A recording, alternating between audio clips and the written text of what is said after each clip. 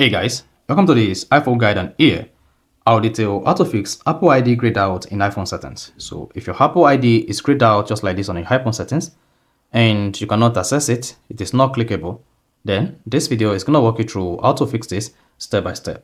So if at the end of this you found this offer informative, please don't forget to like and then subscribe.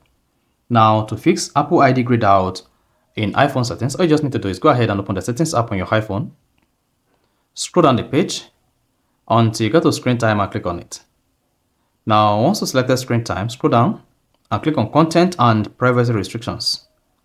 Now, under content and privacy restrictions, scroll down to the bottom of the page until you see allow changes to and click on account.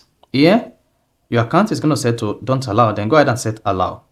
Once you check allow, just go back to the settings page on your iPhone and then you should see the Apple ID grayed out fix. If not, just close the setting like this and then reopen it again.